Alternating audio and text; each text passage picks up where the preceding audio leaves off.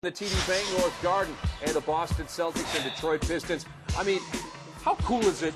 With all apologies to Orlando and Cleveland and everybody else, this is the matchup we all wanted, Frank. Plus, it does bring back some history of those great rivalries back from the 80s between the Pistons and the Celtics. This is the 8th time they have met in the playoffs. The last time it was 2002. Boston knocked out Detroit, and that was the last year Detroit did not make it to at least the Eastern Conference Finals. First half highlights continuing with Kevin Garnett burying the jumper. Boston up 22-17 at the end of one.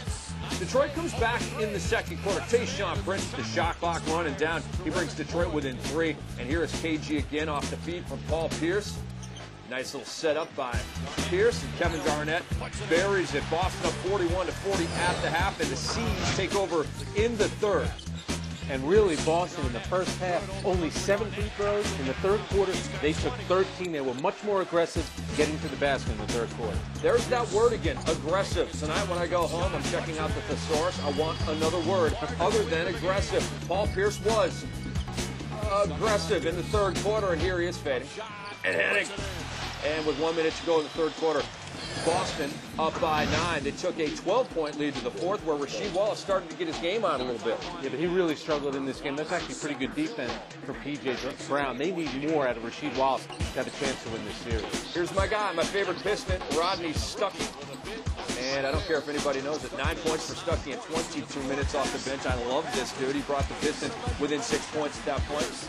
But Paul Pierce with the answer. And he's doing that over Tayshaun Prince, one of the best defenders in the league. We've seen him block so many shots, but this is obviously where the game got away from Detroit. And there's Rondo. He's a huge three-point shot, finished with 11 points.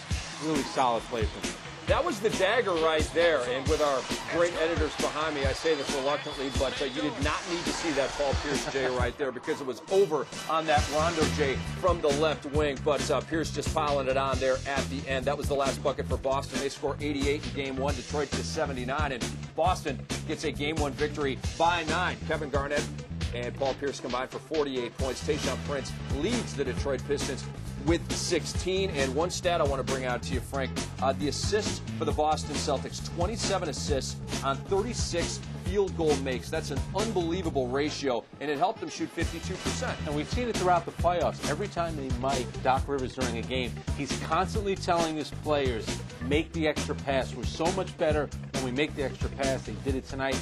27 assists. If you look at those matchups, though, Rondo against Phillips, and then you have Rasheed Wallace against Kevin Garnett. The point guard position, the power forward position, Detroit got dominated in this game, and that's why Boston right now is sitting pretty at 1-0 in this series.